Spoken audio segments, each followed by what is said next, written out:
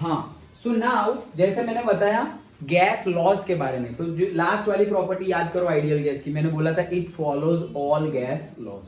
तो gas laws सारे follow करेगा। तो थोड़े बहुत बुक में गिवन है और जो नहीं गिवन है वो भी हम छोटे छोटे ही है तो डिस्कस कर लेंगे, सो दैट आगे जाके तुम्हें यूजफुल रहे। ओके, बहुत ज्यादा टाइम कंज्यूमिंग नहीं है। चलो, सबसे पहला law that is Boyle's law. Boiling करते हैं ना, तो बॉइलिंग के रिलेटेड प्रॉपर्टी कौन सी है? टेम्परेचर। तो यहाँ पर हम टेम्परेचर को कांस्टेंट रख रहे हैं, ये सब याद रखने के लिए बता रहा हूँ ट्रिक। ओके, अदरवाइज तो तुम याद रखो बॉयल मतलब टेम्परेचर कांस्टेंट, तो रख लो। लेकिन कैसे, मैंने कैसे याद रखा हुआ है? बॉइलिंग के रिलेटेड प्रॉपर्टी टेम्परेचर है, तो बॉयल्स लॉ में टेम्परेचर कांस्टेंट रखेंगे। डन। ओके, तो बॉयल्स लॉ लिया, टेम्परेचर कांस्टेंट मतलब क्या है ऐसा समझो। यहाँ पर हमने ये कंटेनर लिया हुआ है, ये पिस्टन है और टेम्परेचर कांस्टेंट रखा हुआ है, मतलब तुम यहाँ पे गर्मी नहीं दोगे, हीट नहीं करोगे, नहीं तो टेम्परेचर चेंज हो जाएगा। एटमॉस्फेरिक टेम्परेचर तो इतना जल्दी चेंज नहीं होगा और यहाँ पर भी हम हीट नहीं दे रहे, तो टेम्परेचर कांस्टेंट। सो टेम्परेचर कांस्टेंट ले लिया, वही लॉ है हमारा बॉयल्स लॉ। तो होगा क्या? आइडियल गैस इक्वेशन है PV is equal to mu R T. अब अगर इसको तुम कंप्रेस कर रहे हो, देखो ये कंप्रेस कर रहे हो, मतलब कंप्रेस करने से प्रेशर क्या होगा? बढ़ेगा। कंप्रेस मतलब वॉल्यूम कम, कंप्रेस मतलब तुम वॉल्यूम कम कर रहे हो और कम वॉल्यूम में उतने ही क्वांटिटी वाला गैस रहेगा तो प्रेशर ज्यादा रहेगा। कम वॉल्यूम में उतनी ही क्वांटिटी वाला गैस रहेगा तो प्रेशर तो ज्यादा ही रहेगा। डन। ये अभी हमारा रूम है, ये रूम में अभी एयर है, सपोज मान लो 100 मीटर क्यूब। अभी ये एयर में मैं 1 लाख मीटर क्यूब एयर डाल दूं तो वो तो कितना ज्यादा प्रेशर एक्सर्ट करेगी, ये विंडो भी ऐसे ऐसे हो जाएगी 1 लाख मीटर क्यूब डाल दिया तो। सिंपल है। ओके, तो प्रेशर हम बढ़ा रहे हैं, कंप्रेशन कर रहे हैं मतलब वॉल्यूम कम कर रहे हैं। कंप्रेशन में वॉल्यूम कम होता है, ये सब हमने पहले भी डिस्कस किया है। तो कंप्रेशन में प्रेशर क्या होता है? कंप्रेशन लिखना हो तो लिख लेना, कंप्रेशन में प्रेशर होता है, सॉरी प्रेशर बढ़ता है यार। ओके, तो कंप्रेशन में प्रेशर क्या होता है? बढ़ता है और वॉल्यूम क्या होता है? कम होता है। और एक्सपांशन में क्या होता है? एक्सपांशन में वॉल्यूम बढ़ता है और प्रेशर क्या हो जाता है? कम हो जाता है। डन। ओके, तो एक्सपांशन देखो ना, वॉल्यूम के रिस्पेक्ट में वॉल्यूम के रिस्पेक्ट में याद रह जाएगा, वर्ड से ही याद रह जाएगा। एक्सपांशन मतलब एक्सपांड करना, मतलब बढ़ना। कौन बढ़ रहा है? वॉल्यूम। और कंप्रेशन, कंप्रेशन मतलब कम होना। ओके, कंप्रेशन मतलब कम होना, सीसी ऐसे। कंप्रेशन मतलब कम होना, तो कौन कम हो रहा है? वॉल्यूम। दोनों वॉल्यूम के रिलेटेड वर्ड से ही याद रह जाएगा। एक्सपांशन मतलब एक्सपांड होना, बढ़ना, कौन बढ़ेगा? वॉल्यूम। और कंप्रेशन मतलब कम होना, तो कौन कम होगा? वॉल्यूम।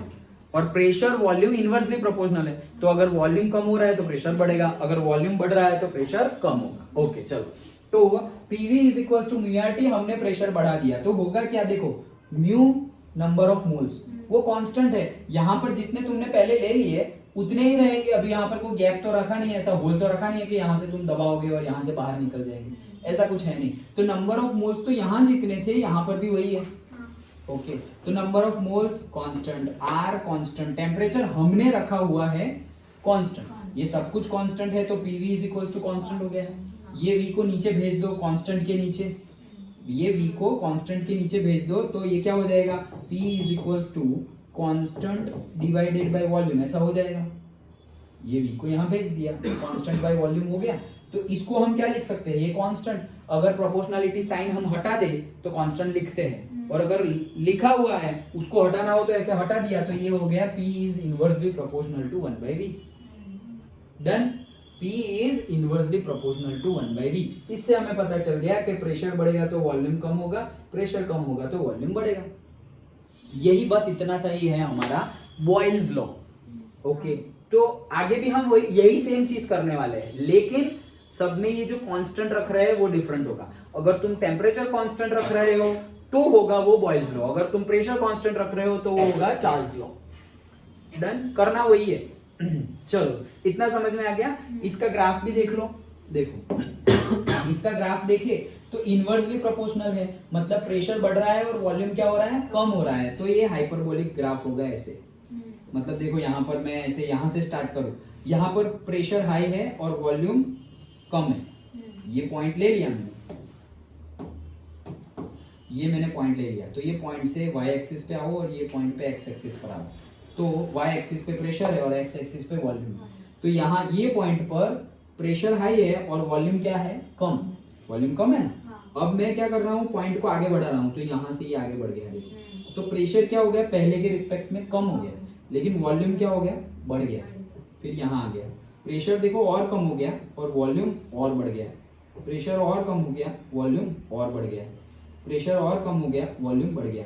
तो प्रेशर कम ही होता जा रहा है और वॉल्यूम बढ़ता जा रहा है, तो इन्वर्सली प्रोपोर्शनल हुआ ना, प्रेशर बढ़ रहा है, वॉल्यूम कम हो रहा है। प्रेशर तो जब इन्वर्सली प्रोपोर्शनल हो तो तुम्हारा ऐसे हाइपरबोलिक ग्राफ बनता है। डन, प्रेशर और वॉल्यूम के बीच में। अच्छा, अगर मैं 1/v का ग्राफ ड्रॉ करूं, ये मैंने v का ग्राफ ड्रॉ किया है, v का graph, pressure versus v। Okay, अगर मैं 1/v ले लूं तो 1/v तो डायरेक्टली प्रोपोर्शनल है। मान लो 1/v is equals to k है, 1/v इज इक्वल्स टू क्या है, k। तो फिर p is proportional to 1/v की जगह मैं k लिख सकता हूं। तो p और k तो डायरेक्टली प्रोपोर्शनल हो गए। ओके, तो जब डायरेक्टली प्रोपोर्शनल हो तब तुम्हारा ऐसे स्ट्रेट लाइन ग्राफ मिलता है। क्यों, देखो ना, तुम चेक करो स्ट्रेट लाइन ग्राफ क्यों मिलता है। मैंने पहले ये पॉइंट लिया, तो प्रेशर की वैल्यू इतनी आई, वॉल्यूम की वैल्यू इतनी आई। फिर मैं और आगे बढ़ा, तो ये लाइन पे आगे बढ़ा, प्रेशर की वैल्यू देखो बढ़ गई, वॉल्यूम की वैल्यू भी बढ़ गई, वॉल्यूम की नहीं 1/v की वैल्यू, और तुम 1/v बोलो या k बोलो, k की वैल्यू या 1/v की वैल्यू बढ़ गई, 1/v की वैल्यू बढ़ी, वॉल्यूम की वैल्यू तो कम हो रही है। समझ में आ रहा है? फिर से, ये प्रेशर वर्सेस वॉल्यूम था, लेकिन मैंने प्रेशर वर्सेस और वॉल्यूम नहीं बोल रहा हूँ, 1/v बोल रहा हूँ, मतलब 1/वॉल्यूम। तो अगर प्रेशर बढ़ रहा है, देखो प्रेशर अगर बढ़ रहा है तो वॉल्यूम क्या होगा, कम होगा, दे आर इनवर्सली प्रोपोर्शनल। लेकिन अगर वॉल्यूम कम हो रहा है तो 1/v क्या होगा, 1/v तो ज्यादा होगा। मतलब ऐसा समझो, वॉल्यूम पहले था 1, अभी वॉल्यूम कम हो रहा है, तो मैंने v बोल दिया कितना, 1/2। ये 1/2 मतलब 0.5, तो कम हुआ, तो ये कम हुआ। तो अब देखो ये v कम हुआ ना, देखो यहां से यहां गए तुम, ये 1 है और ये 2, 1 पे से 2 गए तो v कम हो रहा है। अब 1/v देखो, 1/v, तो पहली कंडीशन में 1/v क्या होगा, v की वैल्यू 1 है तो 1/1 इज इक्वल टू 1।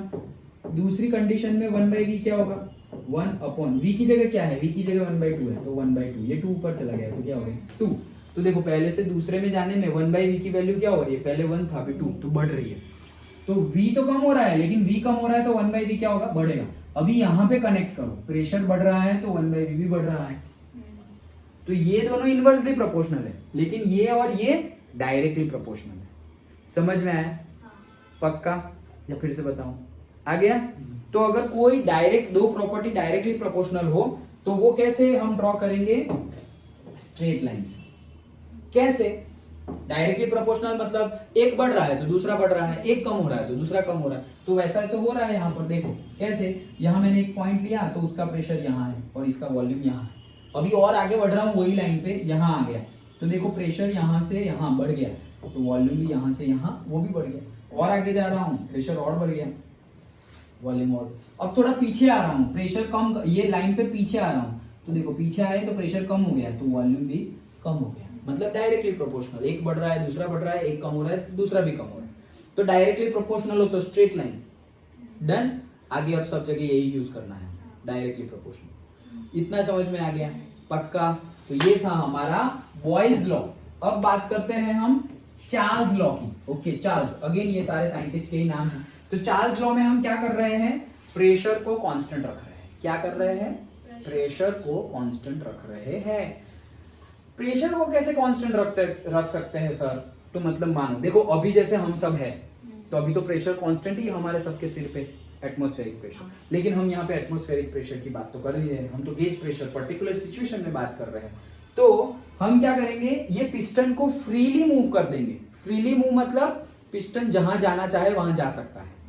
पिस्टन ऐसा नहीं है कि हमने उसको पकड़ के रखा हुआ है, फ्रीली है। फ्रीली है मतलब वो अपने हिसाब से आगे पीछे हो सकता है, तो प्रेशर कांस्टेंट हो जाएगा। कैसे प्रेशर कांस्टेंट हो जाएगा, देखो यहां पर पर्टिकुलर फ्लूइड है, प्रेशर मैंने कांस्टेंट रखा, कैसे रहेगा वो बता देता हूं। हम यहाँ पर कोई टेम्परेचर है, ये देखो इतना टेम्परेचर शो कर रहा है। अब मैंने ज्यादा, ये देखो ये फायर है, ये एक फायर है, यहाँ पे 3 पुष्पा 3 है। ओके, यहाँ पुष्पा 1 है, तो ये पुष्पा 3 फायर ज्यादा है, ये फायर ज्यादा है मतलब देखो टेम्परेचर भी ज्यादा है। डन। तो टेम्परेचर बढ़ गया, टेम्परेचर बढ़ गया तो अंदर गैस होगा, याद करो एक्सपांशन। थर्मल एक्सपांशन हमने थर्मल प्रॉपर्टी में देख लिया, तो थर्मल एक्सपांशन किसका सबसे ज्यादा होगा?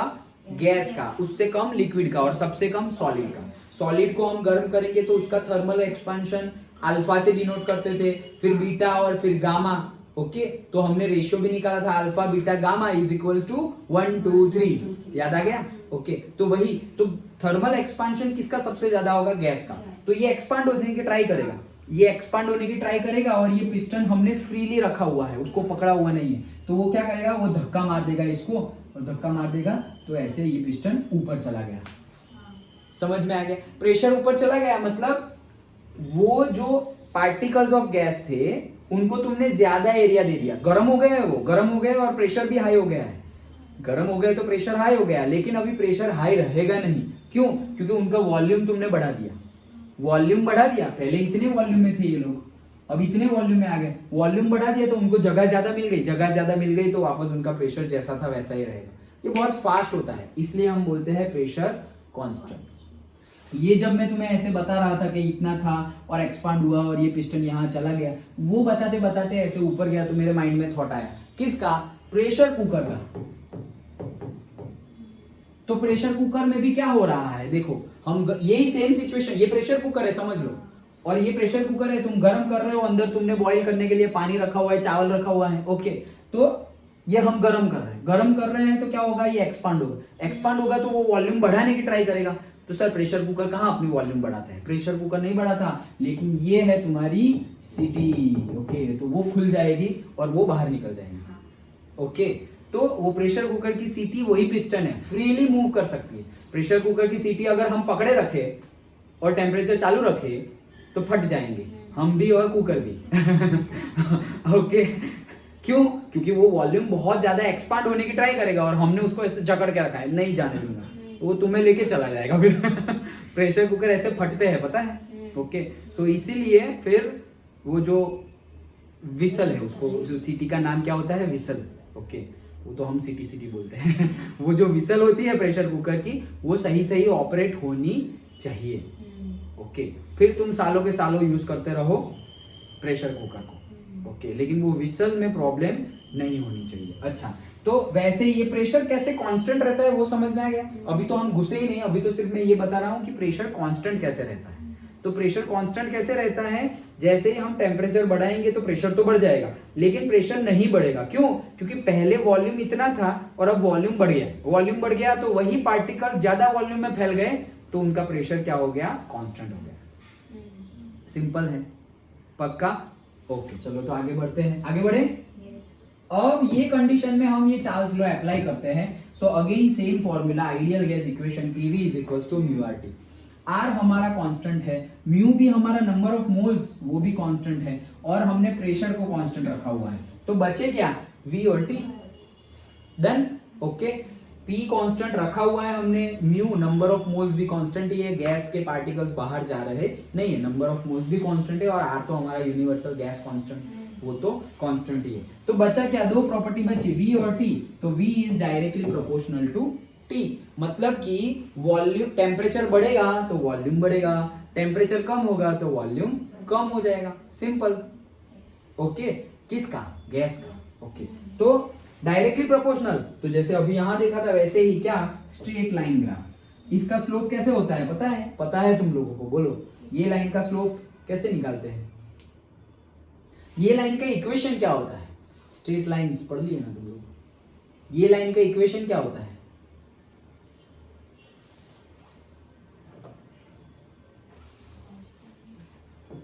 y is equals to mx plus C, याद रखना।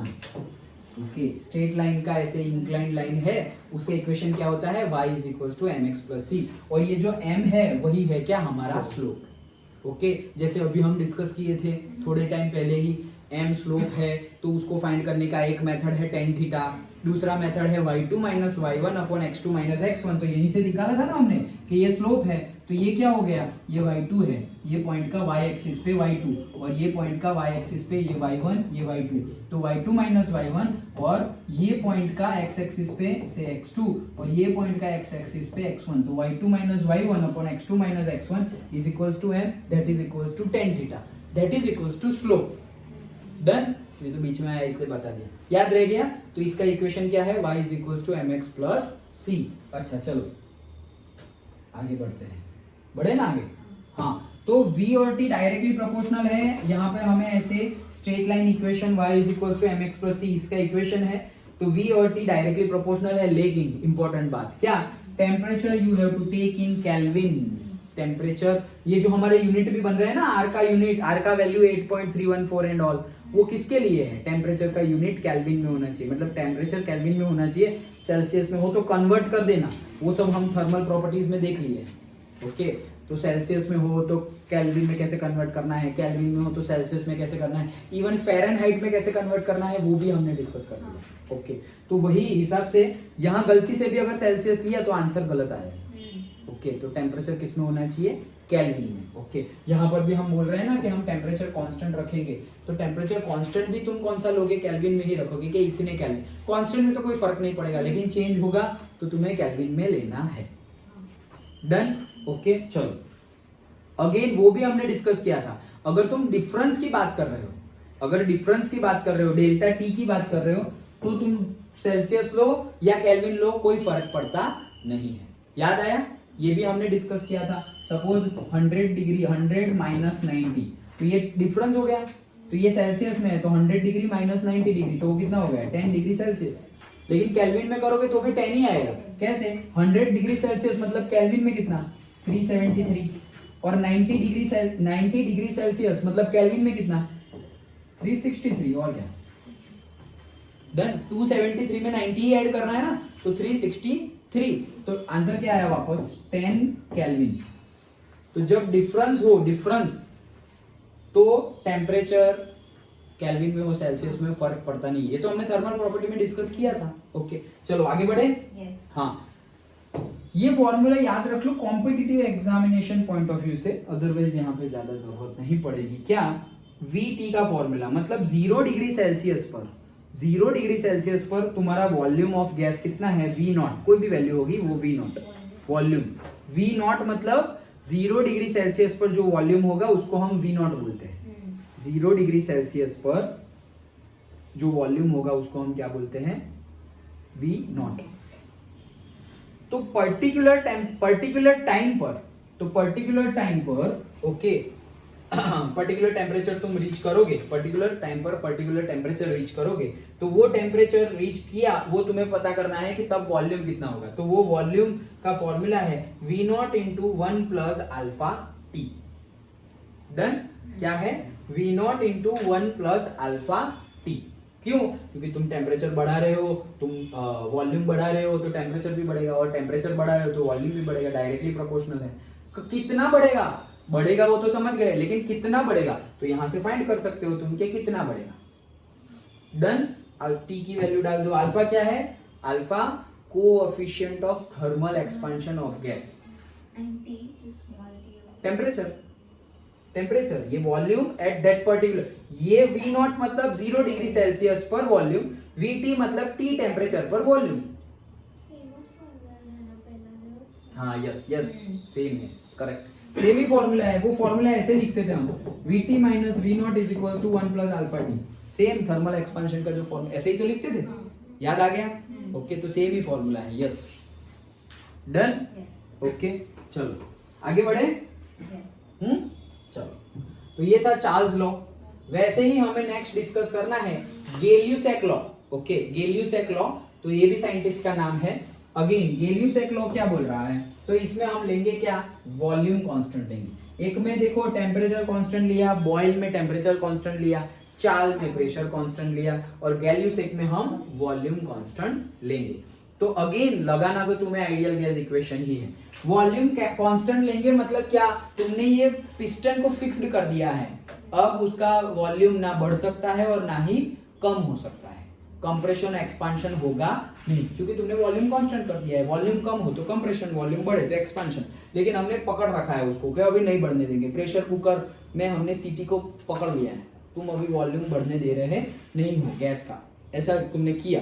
ऐसा करना नहीं है, लेकिन यहाँ पर एक्सपेरिमेंट में हम पिस्टन को सपोज पकड़ लिए हैं, ओके फिक्स्ड कर दिए हैं, तो क्या होगा, यहाँ पर देखो जैसे कि यहाँ पर पर्टिकुलर वॉल्यूम कांस्टेंट रखा हुआ है, आइडियल गैस इक्वेशन, तो यहाँ पर हमने कोई भी टेम्परेचर, देखो यहाँ पे एक भी पुष्पा नहीं है, ओके, यहाँ पर एक पुष्पा है, ओके, तो फायर है यहाँ पर फायर नहीं है, मतलब हम यहाँ पर फायर नहीं है, सिर्फ हमने बंद किया हुआ है, तो उसका कोई पर्टिकुलर प्रेशर होगा गैस का, ठीक है, वो यहाँ पर दिखाई दे रहा है, देखो ये 0 है, ये 1 है, ये 2 है, ये 3 है, और से 1 2 3 4 ऐसा है, कितना है 1 2 3 4 5 ऐसा है, मान लो ये 1 2 3 4 5 ऐसा, तो देखो यहाँ पर ये जो नीडल है वो कैसे दिख रही है, ऐसे, हाँ, और यहाँ पर नीडल ऐसे दिख रही है। ऐसा क्यों हुआ?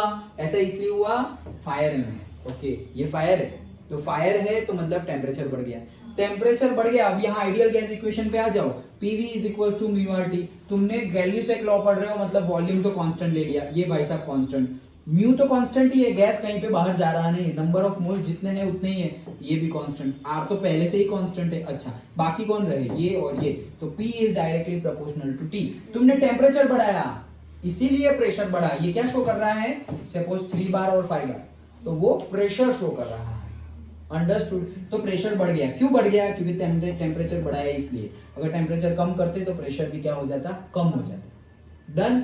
अगेन डायरेक्टली प्रोपोर्शनल, तो again straight line equation y is equal to mx plus c, ऐसे ही इंक्लाइन लाइन ड्रॉ करनी है, सिंपल है। यहाँ पर भी सेम फॉर्मूला, ओके, PT अगर 0 डिग्री सेल्सियस पे तुम्हें प्रेशर पता है तो उसको हम बोलेंगे P नॉट, तो वैसे ही पर्टिकुलर टेम्परेचर पर अगर तुम्हें प्रेशर कितना है ये निकालना है तो क्या करेंगे, P not into 1 plus beta T, where beta is the coefficient of pressure expansion, वो थर्मल एक्सपांशन था, ओके, यहाँ पर क्या है, प्रेशर एक्सपांशन, प्रेशर का है ना, जिसका भी हो कोएफिशिएंट, जैसे वहां पर वॉल्यूम लिखा हुआ है हमने, V का फॉर्मूला था ना, volume at T temperature that is equals to V not into 1 plus alpha T, तो वो वॉल्यूम है तो अल्फा क्या था, coefficient of volume thermal expansion, ये क्या है, coefficient of pressure thermal expansion, done, समझ में आया, coefficient of pressure thermal expansion, coefficient of volume thermal expansion क्यों बोल रहे हैं, क्योंकि हम टेम्परेचर बढ़ाना है, वहां पर भी हमने टेम्परेचर बढ़ाया तो वॉल्यूम के ऊपर इफेक्ट आई, बढ़ा, उसके साथ साथ यहाँ पर भी हम टेम्परेचर बढ़ा रहे हैं तो प्रेशर के ऊपर भी इफेक्ट आई उसकी,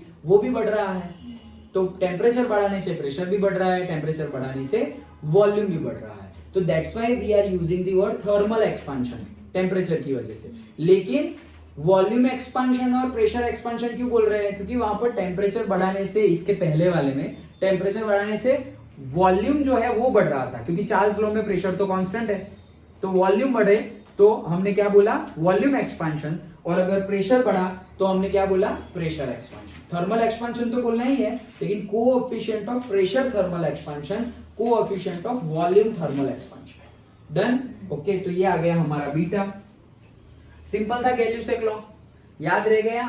चार्ल्स लॉ में हम किसको कांस्टेंट रखेंगे, चार्ल्स प्रेशर, प्रेशर को बॉइलिंग रिलेटेड टेम्परेचर, ओके, तो बॉयल्स लॉ में टेम्परेचर को कांस्टेंट रखेंगे, चार्ल्स लॉ में प्रेशर को कांस्टेंट रखेंगे, और गैल्यूसेक लॉ में वॉल्यूम को कांस्टेंट रखेंगे, done, okay. Now next Avogadro's law, Avogadro number जिसने दिया था उसी का लॉ है एवोगैड्रोस लॉ। अगर ये हमारा PV is equals to mu R T है, तो ये PV is equals to mu R T में अगर हमने प्रेशर को कांस्टेंट रखा, प्रेशर कांस्टेंट कर दिया, वॉल्यूम को भी कांस्टेंट रखा, वॉल्यूम को भी क्या रख दिया, कांस्टेंट रख दिया, और R तो कांस्टेंट है ही, और T भी हमने कांस्टेंट रख दिया, मतलब PVT, जो भी 3 प्रॉपर्टी के बारे में हम खेल रहे हैं, 3 प्रॉपर्टी के अंदर प्रेशर, वॉल्यूम, टेम्परेचर, वो तीनों के तीनों को कांस्टेंट रख दिया, प्रेशर भी कांस्टेंट, वॉल्यूम भी कांस्टेंट, टेम्परेचर भी कांस्टेंट, तो ये सब कुछ कांस्टेंट रख दिया, तो ये तो सिर्फ एक ही बाकी रहा, म्यू। तो उस केस में अभी म्यू लिखो, तो mu is equals to again तुम लिखोगे n बाय Na, या फिर given mass by molecular mass, done, number of moles के लिए तो यही लिखेंगे हम। तो अभी n बाय Na, तो n बाय Na में भी ये तो फिक्स्ड है, अगर यहां का लोगे तो ये भी तो फिक्स्ड है, तो ये भी फिक्स्ड है, तो अगर ये भी फिक्स्ड है तो फिर बाकी क्या रहा, सिर्फ और सिर्फ एक n, तो मतलब नंबर ऑफ मॉलिक्यूल्स और नंबर ऑफ एटॉम्स भी सेम ही होंगे। तो स्टेटमेंट क्या बनेगा, इफ, जैसे कि गैस को हम if gases are at same temperature, same pressure and same volume, then those gases contain same number of particles और same number of atoms और same number of molecules, n same हो जाएगा। क्यों? क्योंकि हमने PVT सबको सेम रख लिया है। इसके पहले हमने जो भी बॉयल्स लॉ, गैल्यूसेक लॉ और चार्ल्स लॉ पढ़ा, उसमें हमने एक प्रॉपर्टी को कांस्टेंट रखा था। सपोज बॉयल्स लॉ में टेम्परेचर कांस्टेंट, चार्ल्स लॉ में प्रेशर कांस्टेंट, गैल्यूसेक लॉ में वॉल्यूम कांस्टेंट। दूसरी दो प्रॉपर्टी तो चेंज हो रही थी, ओके लेकिन यहाँ पर PVT तीनों को क्या रख दिया हमने? कांस्टेंट। तो अगर तीनों को कांस्टेंट रख देंगे तो इसके अंदर जो नंबर ऑफ पार्टिकल्स है वो सेम हो जाएंगे, ये बोल रहा है। इसके अंदर सपोज तुमने इसके अंदर भी ऑक्सीजन भरा, इसके अंदर भी ऑक्सीजन भरा और इसके अंदर भी ऑक्सीजन भरा, तो तीनों को अगर तीनों के अंदर ऑक्सीजन तुमने फिल किया और तीनों के अंदर तुमने प्रेशर, वॉल्यूम और टेम्परेचर सेम रखा, तो नंबर ऑफ पार्टिकल्स यहाँ पर सपोज तुम्हें मिल गए से 1 लाख। आइडियल गैस के पार्टिकल्स कितने मिल गए और एटॉम्स कितने मिल गए? 1 लाख। तो यहाँ पर भी 1 लाख होंगे और यहाँ पर भी 1 लाख होंगे, ये बोल रहा है एवोगैड्रोस लॉ। समझना इंपॉर्टेंट है। स्टेटमेंट तो लिख दोगे, लेकिन कई स्टूडेंट स्टेटमेंट लिख देते हैं लेकिन ये पूछते हैं। वो 3 इसके पहले पढ़े ना, वो तो ऐसे तुम इजीली समझ लिए, बोल दिए। अभी वाइवा हुआ, सपोज 12th के बाद प्रैक्टिकल एग्जाम अभी हो गई इन लोग की कल, ओके तो प्रैक्टिकल तो हो गया, फिर क्वेश्चन पूछेंगे व्हाट इज एवोगैड्रो लॉ, तो फिर सब स्टूडेंट क्या बोलते हैं 6.022 into 10⁻23। अरे एवोगैड्रो लॉ क्या है? एवोगैड्रो नंबर नहीं पूछा। फिर वैसे ही मैंने तुम्हें बोला what is second law of motion, तो F = ma मत ठोक देना, ओके बताना है तुम्हें rate of change of momentum is directly proportional to the applied force. F is directly proportional to delta P by delta T, where delta P क्या है? Momentum. Momentum को तुम लिख सकते हो m into v, तो m into v by t, तो v by t को तुम लिख सकते हो a, therefore a into m मतलब m into a, so derive होगा। तो तुम फाइनली बोल दो F is equals to ma Newton second law of motion.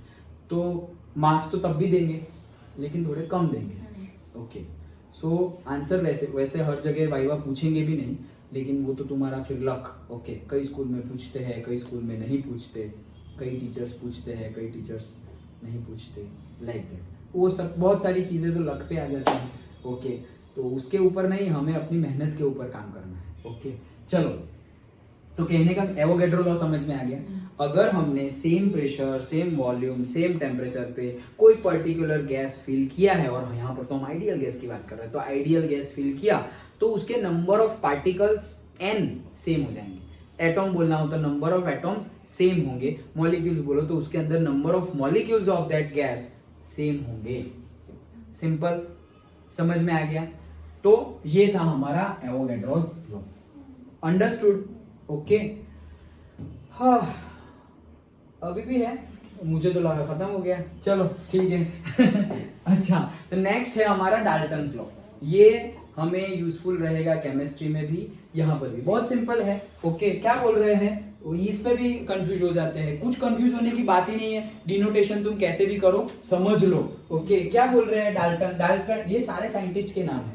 So Dalton ने क्या बोला? डाल्टन ने बोला कि अगर मेरे पास दो गैस है, ये P1 प्रेशर पर है, देखो ये रहा, और ये P2 प्रेशर पे है, ये दूसरा गैस है, ये दो प्रेशर है, दो प्रेशर पर, दो डिफरेंट प्रेशर पर टू डिफरेंट गैसेस रखे हुए हैं। अब तुमने क्या किया? दोनों गैसेस को मिक्स कर दिया। एक कंटेनर है उसमें एक ऑक्सीजन है, दूसरा कंटेनर है उसमें सपोज नाइट्रोजन है, अभी तुमने दोनों को मिक्स कर दिया, दोनों अलग अलग प्रेशर पे थे, अगर पहला 1 बार पे था, दूसरा 10 बार पे था, अभी तुमने मिक्स कर दिया तो क्या होगा सर? टोटल से 10 + 1 11/2 5.5 प्रेशर हो जाएगा। ऐसे एवरेज नहीं निकालना है, तो उसके लिए ही बताया है कि अगर तुमने ऐसे मिक्स कर दिया तो वो मिक्सचर का प्रेशर कैसे निकालोगे? तो सिंपली मिक्सचर का प्रेशर दोनों का ऐड कर देना है, खत्म, यही है डाल्टन्स लॉ। क्या ये मिक्सचर का प्रेशर क्या करना है? इसलिए तो हम नोट से पढ़ रहे हैं कि इजीली फटाफट समझ में आ जाए, इतना ही समझना है। क्या मिक्सचर कर दिया तो मिक्सचर का प्रेशर कितना, जैसे अभी मैंने बताया एक कंटेनर में ऑक्सीजन भरा हुआ है, दूसरे कंटेनर में नाइट्रोजन भरा हुआ है, इसका प्रेशर है 1 बार, इसका प्रेशर है से 5 बार। तो अगर दोनों को इकट्ठा कर दूं तो यहाँ पर N2 भी हो गया, यहाँ पे O2 भी हो गया। अब अंदर केमिस्ट्री लगाओ, NO2 बनेगा, N2O2 बनेगा, जो बनना है बने, लेकिन ये कंटेनर में प्रेशर कितना होगा? 5 + 1 = 6 बार। खत्म डाल्टन्स लॉ, डन, ओके। तो डाल्टन्स लॉ क्या बोल रहा है कि अभी इसको थोड़ा अलग अलग वे में बताएंगे, ओके, तो अलग अलग वे में कैसे बताएंगे? Total pressure of the mixture is the summation of the partial pressure of the individual gases, ऐसे। तो मतलब पार्शियल प्रेशर मतलब इंडिविजुअल प्रेशर, टोटल प्रेशर मतलब टोटल मिक्सचर का प्रेशर। तो वो टर्मिनोलॉजी तुम कुछ भी यूज करो, सिंपली कह क्या रहे हैं, मिक्सचर, तुम्हारे पास से कैश्यू है, मेरे पास आलमंड्स है, तुम्हारे पास 10 ग्राम कैश्यू है, मेरे पास 10 ग्राम आलमंड्स है, मिक्स कर दिए, मिक्सचर बना दिया, बोलेंगे मिक्सचर का मास कितना, तो भाई 10 + 10 20, खत्म, वही है डाल्टन्स लॉ। Done, okay. तो ये था हमारा Dalton's law. Next, Graham's law of diffusion. क्या? ग्रेहाम्स लॉ ऑफ डिफ्यूजन, ये बुक में शायद नहीं मिलेगा। ओके, तो ग्रेहाम्स लॉ ऑफ डिफ्यूजन क्या बोल रहे हैं? अगेन इजी, देखो क्या है, सिंपली फिगर से ही समझ में आ जाएगा, वैसे ही रखा हुआ है। गैस 1 यहाँ पर फिल किया हुआ है, अच्छा, और यहाँ पर गैस 2 फिल किया हुआ है, और उनके बीच में ये पर्टिकुलर मेम्ब्रेन है। मेम्ब्रेन है मतलब कोई रेजिस्टेंस, दीवार है यार, दीवार है बस, मेम्ब्रेन भारी भारी वर्ड हमें नहीं यूज करने, दीवार है। ये यही है हमारा, ये क्लास 2 है और उस साइड वाला क्लास 1 है, और जैसे ये पार्टीशन वॉल है वैसे ये वॉल है बीच में। तो ये यहाँ पे हमने पर्टिकुलर गैस भरा हुआ है, उस साइड भी पर्टिकुलर गैस भरा हुआ है, वो दोनों अलग अलग गैस है। डन। अब हम क्या कर रहे हैं? डोर ओपन कर दिया। जैसे ही डोर ओपन किया तो इस साइड वाले गैस के पार्टिकल्स इधर जाने का ट्राई करेंगे, और इस साइड वाले गैस के पार्टिकल्स इधर जाने का ट्राई करेंगे। इसी को बोलते हैं क्या? डिफ्यूजन। डिफ्यूजन, यहाँ पे मैंने अगरबत्ती जलाई, पूरे रूम में चली जाएगी, कौन सी प्रोसेस से गई है? डिफ्यूजन से। डिफ्यूजन से मतलब वो पार्टिकल, जैसे हमने वेव्स में थोड़ा बहुत पढ़ा था, वेव्स अभी डिटेल में तो अभी आएगा, लेकिन जैसे साउंड वेव्स क्लास 9 में था, साउंड चैप्टर। ओके, तो क्या हम बोल रहे हैं, तो ये वेव्स, क्या मैं बोल रहा हूं तो मेरा जो बोलने से जो वेव प्रोड्यूस हुआ वही तुम्हारे कान में गया, वो नहीं जा रहा है। एक्चुअली वो एनर्जी मेरी, यहाँ पे एनर्जी प्रोड्यूस की मैंने, वोकल कॉर्ड ऐसे हिला, वाइब्रेशनल एनर्जी, वो वाइब्रेशनल एनर्जी से वो उसके एडजेसेंट जो एटॉम है उसको एनर्जी मिल गई, फिर वो यहाँ पे है वो एटॉम, फिर वो एटॉम ने उसके बाजू में एडजेसेंट जो एटॉम है, एयर का एटॉम, ओके, वहां पे मिल गई वो एटॉम को, फिर वो एनर्जी वापस, वो भी हिल रहा है, अभी एनर्जी दी तो वो ज्यादा हिलने लगेगा, वाइब्रेशन करेगा, फिर वो ज्यादा वाइब्रेशन करेगा तो वो अपनी एनर्जी नेक्स्ट वाले एटॉम को दे देगा। वैसे करते करते तुम्हारे कान के पास जो एटम है उसको एनर्जी मिलेगी, फिर वो अंदर जाएगा, फिर हमारी सेंसिटरी सिस्टम पूरा सेंस करके हमें सुनाई देगा। तो अगर ये लोग एटॉम बीच में नहीं होते तो हमें सुनाई नहीं देता। ओके, जैसे कि वैक्यूम, चिल्लाते रहो तुम वहां पे, अगर हम वैक्यूम में क्लास लेने जाए तो तुम्हें कुछ भी सुनाई नहीं देगा, समझ में भले ही आ जाए लेकिन सुनाई देगा नहीं। सर आपके वॉल्यूम को क्या हुआ, वॉल्यूम बढ़ा हुआ ऐसा क्यों? कि जो मैं यहाँ पे बोल रहा हूँ, अरे मुझे खुद को नहीं सुनाई देगा मुझे खुद को यहाँ से जाके यहाँ सुनाई देना चाहिए ना, वही नहीं जाएगा, यहाँ एटमॉस्फेयर ही नहीं है, मीडियम ही नहीं है। अंडरस्टूड? समझ में आ रहा है? तो वैसे ही क्या डिस्पर्शन, इसका दूसरा वर्ड भी हम यूज करते हैं, डिस्पर्शन। ये एक्चुअली हमने पढ़ा था केमिस्ट्री में ही पढ़ा था या बायोलॉजी में, पता नहीं, केमिस्ट्री या बायोलॉजी में 9th में ही पढ़ा था।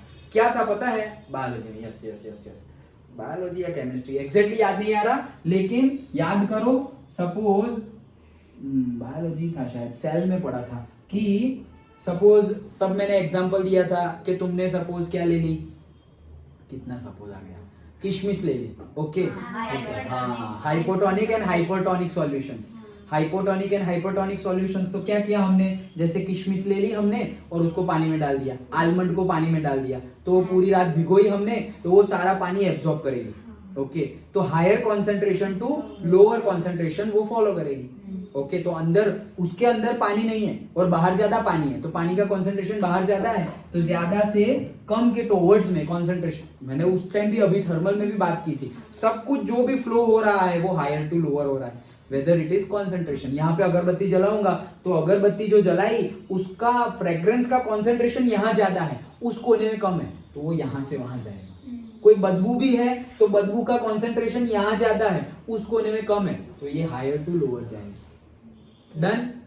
अंडरस्टूड? ओके। जहां पर ऑलरेडी है वहां जाने की जरूरत नहीं है, फ्रेग्रेंस यहाँ पर है तो यहाँ पर फिर और अगरबत्ती करूंगा तो ज्यादा आएगी, तो कॉन्सेंट्रेशन बढ़ेगा, लेकिन उससे वहां पे वो पास ऑन हो जाएगी। अंडरस्टूड? तो इसको ही हम बोलते हैं डिफ्यूजन। अंडरस्टूड? ओके, पता चल गया? जैसे कि हमारी बॉडी में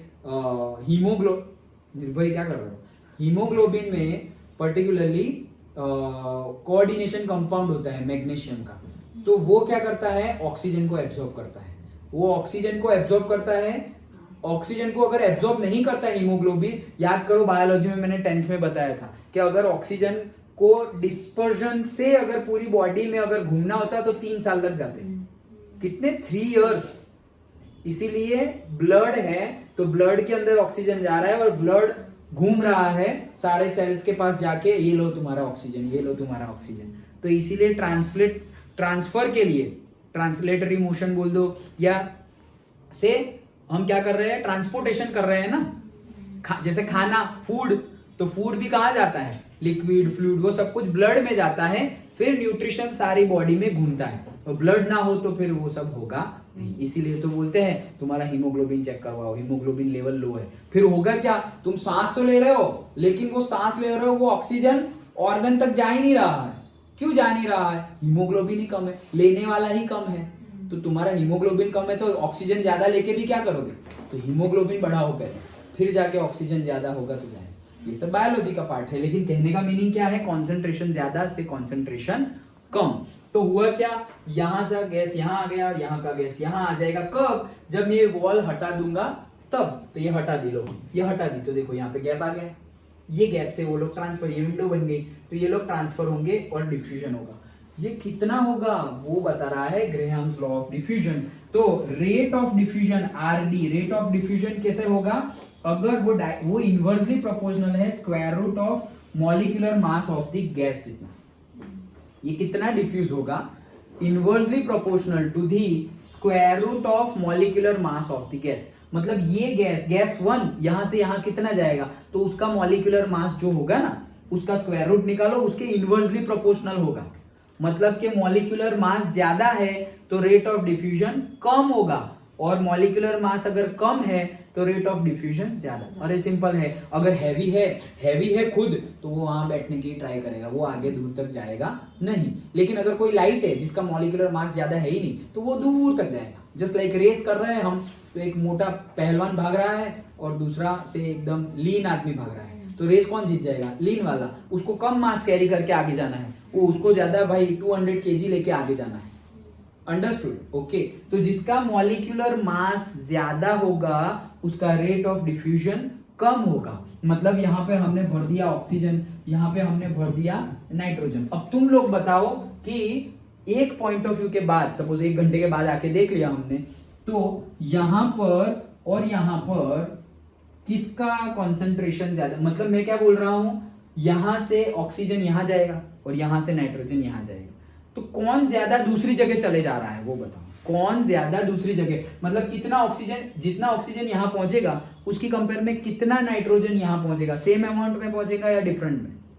डिफरेंट में ही पहुंचेगा, वो तो मैं बता दिया। अभी कौन ज्यादा पहुंचेगा और कौन कम, ये तुम बताओ। चलो इतने से तो तुम बता सकते हो।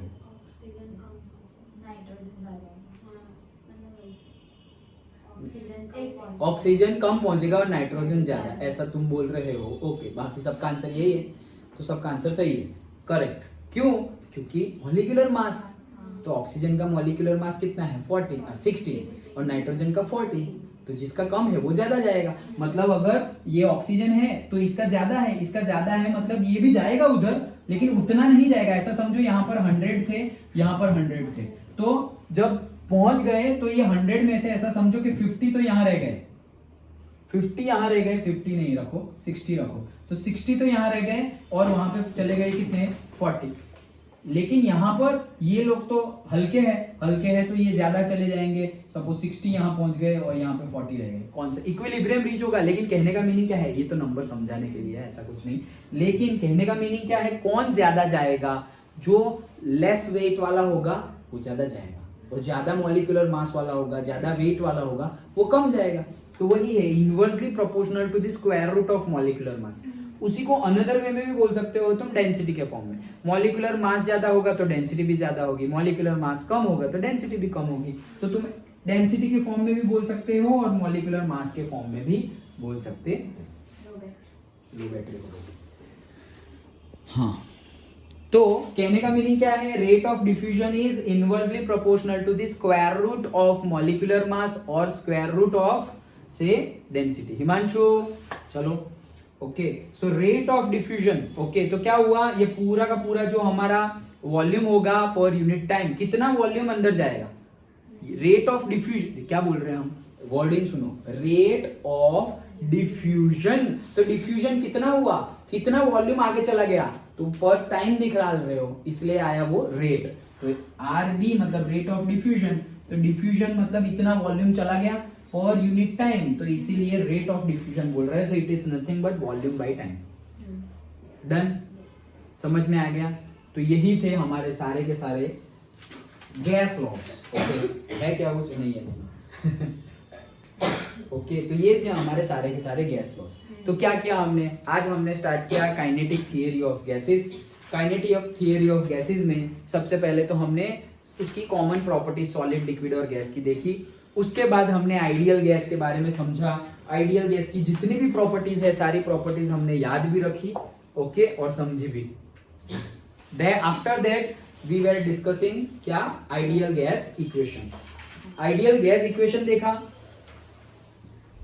उसके डिफरेंट फॉर्म्स देखे, 5 तरीके से तुम लिख सकते हो वो देखे, और आइडियल गैस इक्वेशन के बाद हमने ये गैस लॉस देखना स्टार्ट किया। कौन कौन से देखे, चलो नाम बताओ, कौन कौन से देखे, Boyle's law, Charles law, Gay Lussac law, Dalton law, Avogadro law, और लास्ट वाला Graham's law of diffusion. Done, good, okay, चलो तो इतना रखते हैं आज।